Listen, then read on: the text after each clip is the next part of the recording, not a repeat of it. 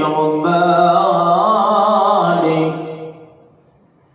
أسعد العرب والعجم وإمام طيبة والحرم وترجمن بلسان الكلام ومنبع العلم والحلم والحكمة والحكم أبي القاسم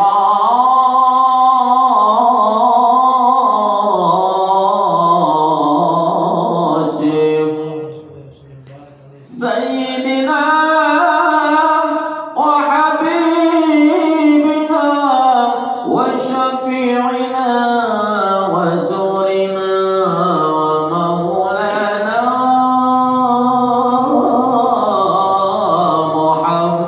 محمد زده الشرف يا رب زده الشرف يا زده الشرف يا رب وكرما وتعظيما ورفعة ومهابة وبرا ورضي الله تبارك وتعالى عن ذوي الفخر والعلي والقدر الجليل ساداتنا وأئمتنا وموالينا أبي بكر وعمر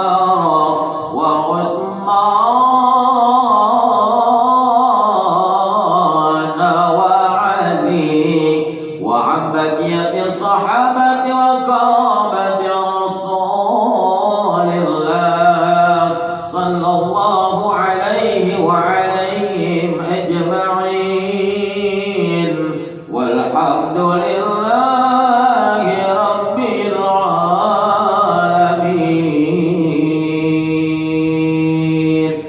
إن الله وملائكته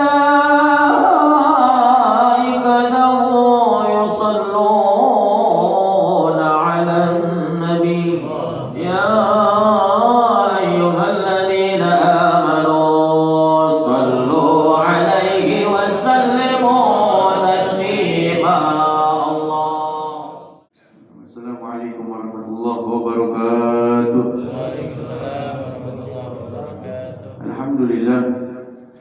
الحمد لله رب العالمين وبه نستعين على أمور الدنيا والدين والصلاة والسلام على أشرف الأنبياء والمرسلين سيدنا وحبيبنا وشفيعنا ومولانا محمد الفاتح لما أغلق والخاتم لما سبق الناصر الحق بالحق والهادي إلى صراطك المستقيم وعلى آله وصحبه حق قدره ومقداره العظيم.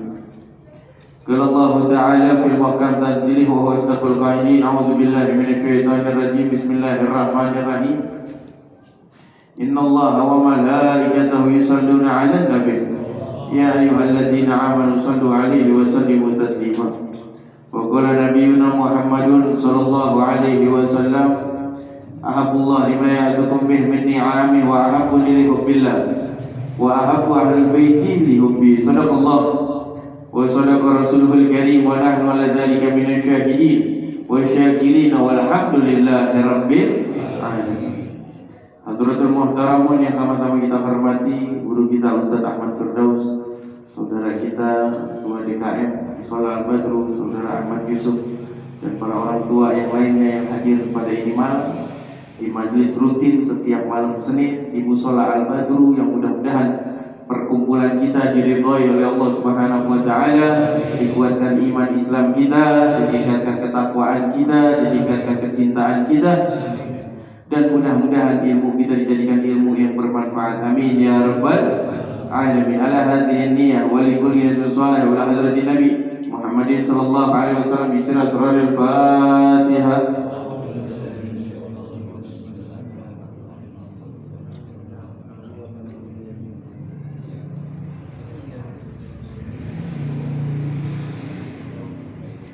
Alhamdulillah, puji syukur kita kehadirat Allah Subhanahu wa taala yang mengumpulkan kita kembali di majelis yang insyaallah hadiyatan min nawazilah wa rahmatan nazilah. Di dalam pembahasan kitab Risalatul Jami'ah, kita melanjutkan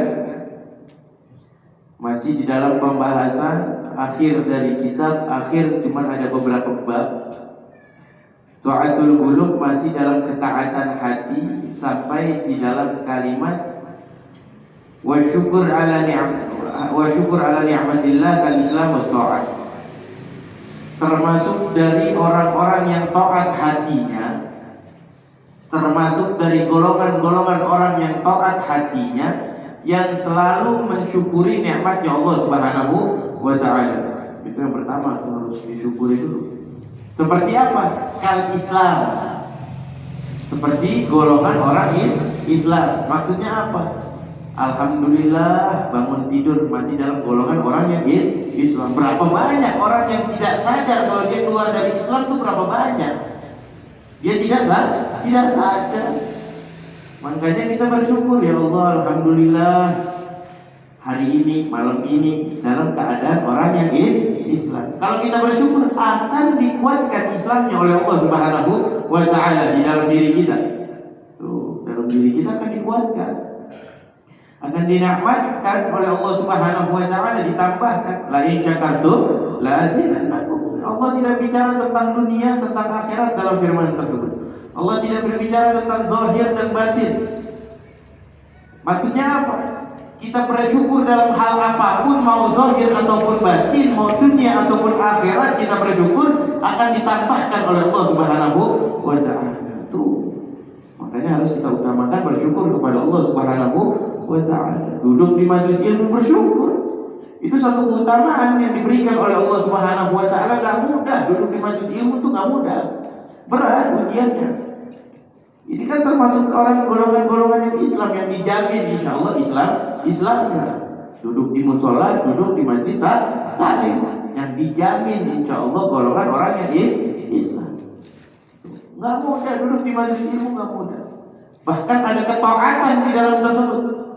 Di sini dikatakan bersyukur dalam hal apa? Dalam hal Islam, nikmat Allah yang lainnya seperti Islam dan juga taat. Nggak ada orang yang taat ke belangsak, itu nggak ada. Seperti apa? Anak taat sama orang tua, nggak bakal dia sengsara, nggak bakal. Murid taat sama guru, nggak bakal dia sengsara. Istri taat sama suami, nggak bakal dia sengsara. Seorang suami taat sama orang tuanya, nggak bakal dia sengsara. Itu udah janji Allah Subhanahu wa ta'ala. Setiap yang tadi Al-Fakir sebutkan ada ceritanya masing-masing, ada kisahnya masing-masing.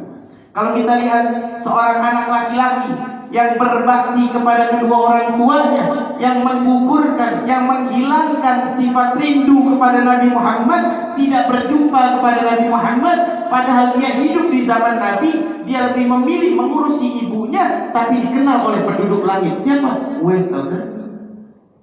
Uwais Al-Qarni. Dia menggugurkan, dia kalahin, itu sifatnya. Aman banget sama Nabi. Tuh, hidup zaman Nabi. Hidup zaman Nabi, tapi tidak masuk sahabat. Sahabat itu harus berjumpa dengan Nabi Muhammad Sallallahu Alaihi Wasallam. Selain masuk Islam juga harus berjumpa. Hidup di zaman Nabi, itu sahabat. Tapi ini Uwais Al-Qarni hidup di zaman Nabi, tapi tidak berjumpa. Tapi mendapatkan keagungan oleh Allah Subhanahu Wa Taala. Bahkan penduduk langit itu mengenal dia semua. Malaikat Jibril pun mengasih kabar, kalau ingin minta doa, mintalah kepada Uwais Al-Qarni. Nabi mengatakan kepada Sayyidina Abu Bakar, Nabi mengatakan kepada Sayyidina Umar, nanti kalau di zaman kalian ada rombongan haji dari Yaman, ada yang bernama Uwais Al-Qarni, engkau mintalah doa dengan dia. Ini sahabat Nabi suruh minta doa.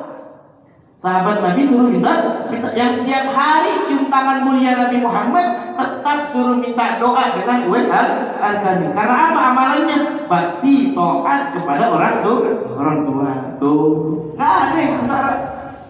Dunia dan akhirat janji Allah nggak ada. Nggak bakal ada manusia yang sengsara kalau dia menjalankan ketaatannya sesuai kapasitas kehidupannya. Kehidupan dia sebagai apa? Sebagai istri, taat sama suami. Kehidupan dia sebagai apa? Sebagai suami, taat kepada orang tua, taat kepada Allah. Selaku murid, taat kepada gurunya. Kita lihat sebagaimana Al-Habib Umar bin Abdurrahman Al-Attas yang punya murid sampai sekarang kalau kita baca Ratibul Attas, muridnya itu harus dibawa. Namanya siapa? Syekh Ali bin Abdillah Barus. Bukan anaknya itu. Bukan anaknya, bukan ponakannya, bukan cucunya, bukan. Orang lain. Tapi bergurunya begitu taat kepada Al-Habib Umar bin Abdurrahman Al-Attas. Bahkan saking taatnya Syekh Ali bin Abdillah Barus ini diperintahkan untuk melihat ke bawah. Jadi pondoknya Al-Habib Umar bin Abdurrahman Al-Attas, tempat beliau ini singgah, itu di atas bukit. Di bawah ini mazro'ah, di bawah ini ladang padi untuk makanan binatang-binatang kambing yang dipelihara oleh Al-Habib Umar bin Abdurrahman Al-Attas. Syekh Ali bin Abdillah Barus diperintahkan, ya Ali, turun ke bawah. Lihat, rumput udah pada numbuh belum? Turun ke bawah, jalan kaki, belum ada kendaraan. Turun dari bukit atas, turun ke bawah. Ketika dilihat, sudah pada numbuh semua. Naik lagi ke atas, berkata kepada Al-Habib Umar bin Abdurrahman Al-Attas, ya Sayyidi, wahai guruku, udah pada numbuh semua, udah pada siap ditebang semua, udah pada siap diarit semua. Baik, kamu turun lagi ke bawah, arit semuanya. Turun lagi ke bawah. Syekh Ali bin Abdillah Barus ketika turun ke bawah diarit semuanya. Ketika sudah diarit semuanya, naik lagi ke atas, berkata kepada gurunya, ya wahai guruku, ya Sayyidi, udah aku arit semuanya. Turun lagi kau ke bawah, bungkus semuanya. Turun lagi ke bawah. Ketika turun ke bawah dibungkus semuanya, diikat semuanya, naik lagi ke atas. Wahai guruku, udah aku ikat semuanya, udah aku bungkus semuanya. Baik, engkau turun lagi ke bawah, semuanya bawa ke atas. Kalau kita ngucap gimana? Sekalian ya. Padahal kita disuruh kadang pakai motor. Disuruh pakai motor. Ini jalan kaki naik turun bukit. Hanya menjalankan sesuai kalimat yang diperintahkan. Itu makanya Al-Habib Umar bin Abdurrahman Al-Attas, aku tolak siapapun yang mengirim Fatihah kepadaku tanpa disambung dengan Ali bin Abdillah Barus. Tuh, sampai sekarang udah ratusan tahun yang lalu masih kebagian pahalanya. Itu nikmat taat kepada seorang guru. Taat juga kepada seorang suami ada. Kita lihat yang hari ini miladnya. Hari ini miladnya Sayyidah Fatimah. Beliau itu dilahirkan oleh Sayyidah Khadijah, anak Nabi Muhammad SAW, yang lahir dari Sayyidah Khadijah, istri Nabi, anak bungsunya Nabi Muhammad SAW yang terakhir, yaitu bernama Sayyidah Fatimah. Lahir pada tanggal 18 tanggal 20 Jumadil Akhir. Sekarang bertepatan hari ini 20 Jumadil Akhir. Jadi kita sebentar lagi ini masuk bulan Rajab, Sya'ban, Ramadan. Sekarang berada di tanggal 20 Jumadil Akhir. Miladnya Sayyidah Fatimah bintu Rasulullah sallallahu alaihi wasallam. Kita lihat bagaimana taatnya dengan seorang suami. Siapa suami beliau? Sayyidina Ali karramallahu wajhah. Sungguh taat. Ketika itu Sayyidah Fatimah ini tidak sengaja mengeluarkan kalimat bercandaan yang mana tidak terlintas di dalam pikirannya kalau kalimat tersebut, bercandaan tersebut menggores hati suaminya. Sayyidina Ali ini kegores hatinya, merah mukanya. Tidak mengeluarkan kata-kata kasar, tidak, cuma merah mukanya.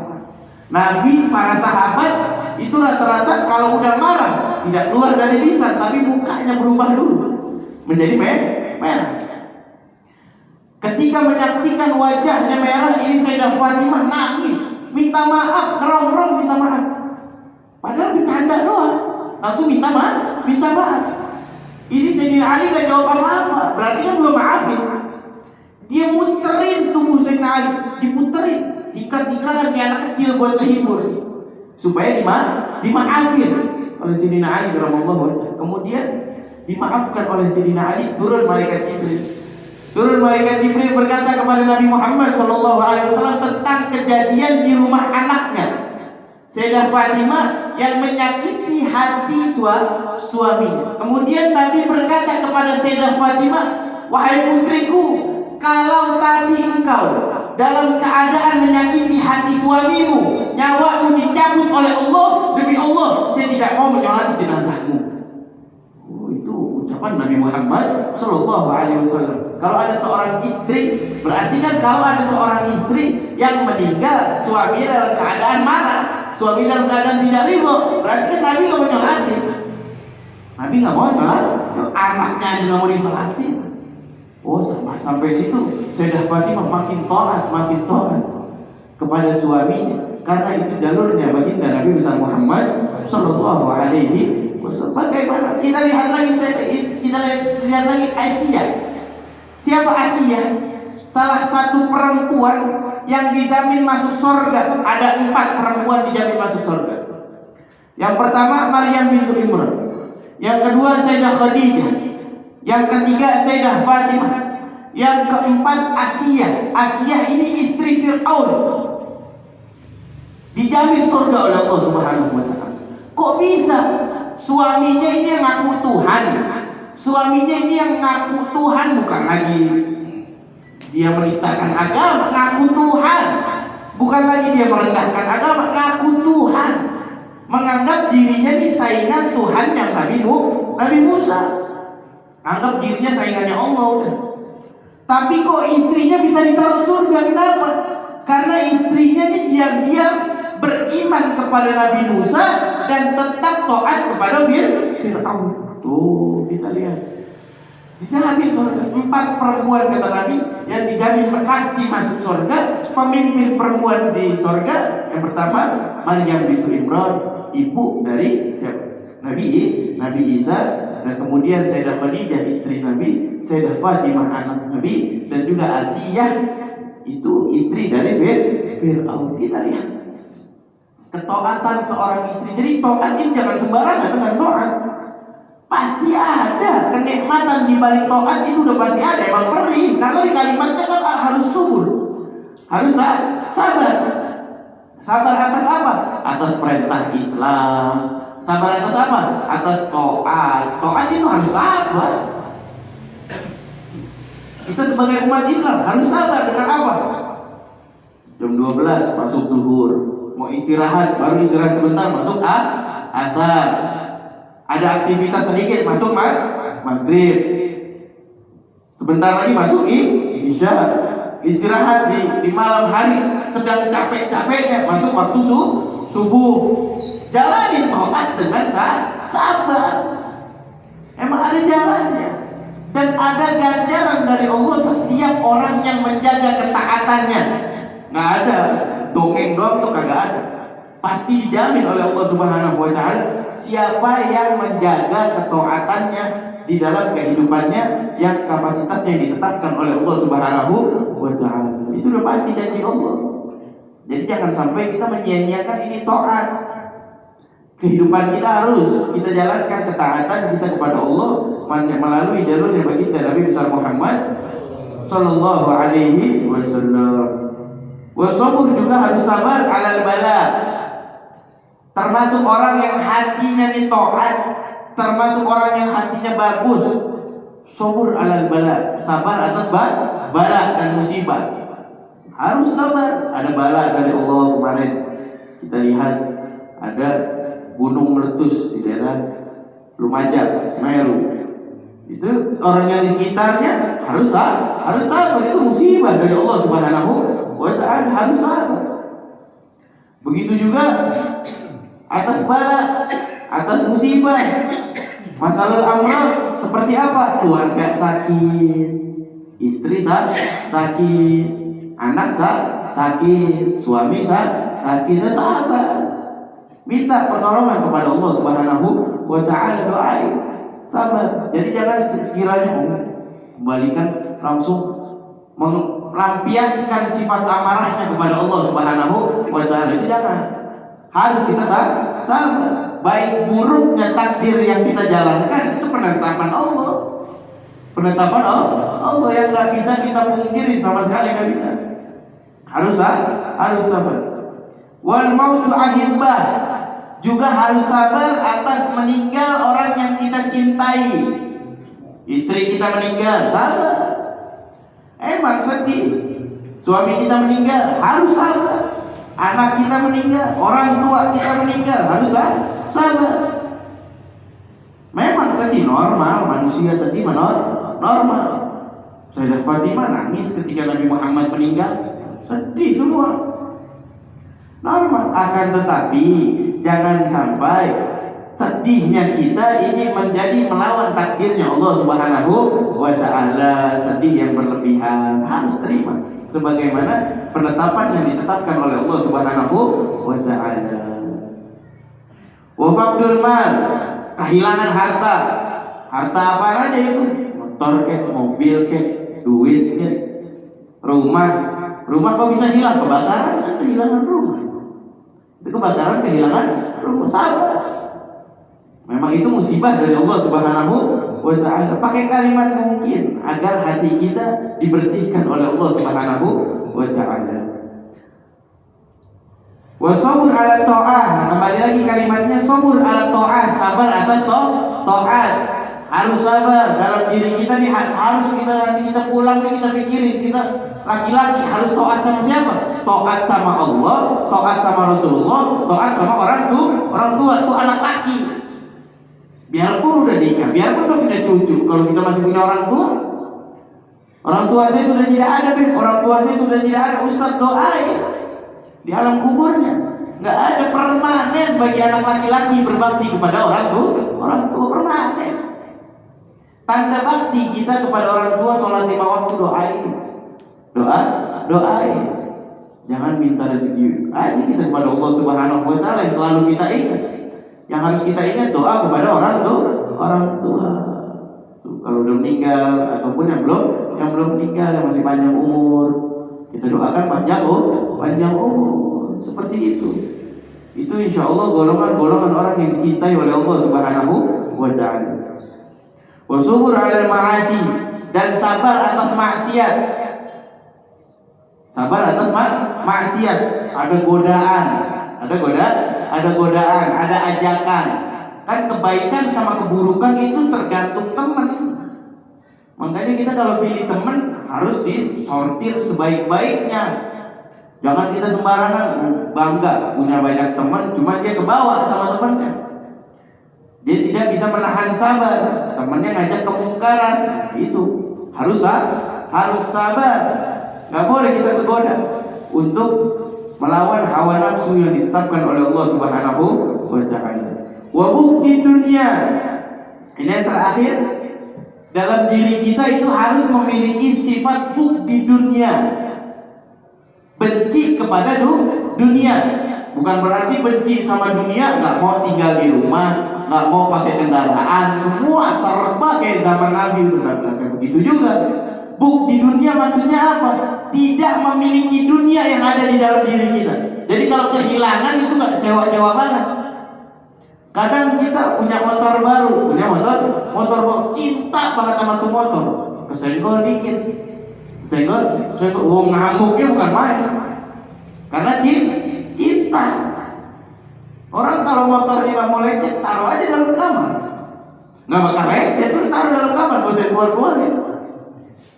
Maksudnya apa? Bukti dunia, benci kepada dunia, agar apa? Segala sesuatunya kalau yang kita miliki, kalau diambil sama Allah, nggak kecewa, nggak kecewa. Boleh kita pakai mobil, boleh kita pakai motor, boleh kita menggunakan dunia itu, boleh. Akan tetapi kita harus tahu dunia mal'un wa mal'unun ma fiha illa dzikrullah wa 'alim wa muta'al. Kita harus mengetahui juga dunia itu terlaknat, semuanya terlaknat. Dunia, motor terlaknat, mobil terlaknat, rumah terlaknat, apapun dunianya itu terlaknat illa dzikrullah, kecuali ada zikir kepada Allah Subhanahu wa Ta'ala. motor dipakai ke tempat kebaikan, mobil dipakai ke tempat kebaikan, rumah dizikirin, dizikirin. Jangan nunggu keluarga kita meninggal baru rumah kita ada zikirnya. Dari sekarang harus ada zikir di dalam rumah kita. Baca minimal Yasin di rumah. Kan malam Senin, kalau malam Senin kumpul di musola, baca ratib bareng-bareng. Malam Jumat kumpul di rumah guru kita. Malam yang lain kali. Malam yang lain itu di rumah kita baca Yasin. Agar apa? Rumahnya ini enggak terlaknat, dunianya tidak terlaknat. Baca Yasin. Baca Quran, baca ratib, mau baca ratib Atos, mau baca ratib Al-Haddad, mau baca ratib Ali terus, ada 3 ratib itu. Terserah, mau baca yang mana aja, yang penting rumah itu harus dibacain zikir kepada Allah Subhanahu wa ta'ala. Dan kemudian wa alim wa muta'alim, kecuali yang dizikirkan dan juga alim wa muta'alim, seorang ulama dan orang yang menuntut ilmu kepada ulama itu gak bakal terlaknat. Tadi kan dunia mal'un, semua dunianya ini terlaknat. Illa zikrullah, kecuali dunia tersebut disambungkan zikir kepada Allah Subhanahu wa ta'ala. Wa alim wa muta'alim, dan juga ulama dan orang yang menuntut ilmu kepada ulama itu insya Allah terjaga, tidak mendapatkan kemalaunan dari Allah Subhanahu wa ta'ala. Itu pentingnya kita duduk di majelis ilmu, jadi tahu, jadi mengetahui mana yang harus kita jalankan, mana yang harus kita tuntaskan tugas-tugas dari Allah Subhanahu wa ta'ala selagi kesempatan tersebut masih dipanjangkan umur dalam keadaan sehat walafiat. Itu dia. Mana poin-poin yang penting yang harus kita jalankan, mana yang harus kita tinggalkan, itu adanya di majelis ilmu. Kalau kita duduk di majelis ilmu, pasti kita mengetahui apa yang harus kita jalankan dan apa yang harus kita tinggalkan. Jadi pentingnya ini kita menjaga hati kita agar hati kita menjadi golongan orang yang taat. Itu seperti itu. Kita yang mengetahui diri kita sebagai apa, harus taat kepada siapa? Kan kita sudah tahu. Laki-laki taat kepada siapa? Kepada Allah. Kepada siapa? Rasulullah. Setelah Rasulullah taat kepada siapa? Orang tua. Itu anak laki-laki. Perempuan gimana? Taat kepada Allah, taat kepada Rasulullah, taat kepada suami. Kalau ini perempuan udah nikah, itu jalur-jalur yang sangat dicintai oleh Allah dan yang sangat dicintai oleh baginda Nabi besar Muhammad Sallallahu Alaihi Wasallam. Dan juga di hati kita harus kita tanamkan mahabbatullah wa rasuluh, harus menanamkan kecintaan kepada Allah dan kepada Rasulullah, dan juga kepada wasahabatihi, dan kepada para sahabatnya, wa ahlul baitihi wa tabi'in wa salihin. Harus menanamkan kecintaan di dalam hati kita kepada siapa? Kepada Allah. Itu yang pertama. Kepada siapa? Kepada Rasulullah. Setelah Rasulullah kepada siapa? Kepada sahabat. Kepada sahabat, setelah sahabat siapa? Ahlul bait. Setelah ahlul bait siapa? Wa tabi'in, harus cinta kita kepada golongan-golongan orang tabi'in. Setelah tabi'in kita harus cinta kepada siapa lagi? Wassalihin. Ada di kampung kita orang soleh, cintai. Di kampung kita ada orang yang nonjol solehnya gitu, jangan kita pakai dia mau pura-pura soleh, jangan kayak begitu. Kalau emang dia istiqomah dalam kesolehannya, cintai. Itu termasuk golongan orang yang dicintai oleh Allah dan dicintai oleh Nabi Muhammad Sallallahu Alaihi Wasallam. Ada keluarga kita yang nonjol solehnya, anak kita ada misalkan ada 4, ada 5. Dari 5 ini ada yang menonjol, solehnya ini menonjol, beda dari yang keempatnya, paling soleh. Cintanya juga harus lebih sama dia. Cintanya harus lebih. Kenapa? Harus kita lebihkan karena ada kesolehan di dalam dirinya, beda dengan saudara-saudara yang lainnya. Tuh seperti itu.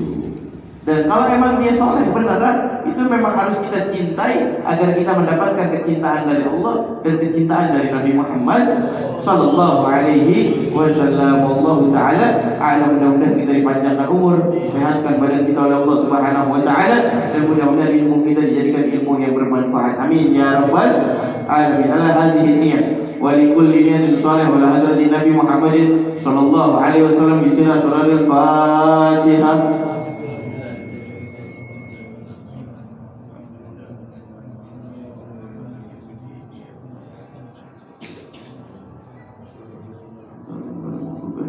Sekiranya bisa dapat sampaikan, mudah-mudahan khususnya bermanfaat bagi fakir dan umumnya bagi kita semua.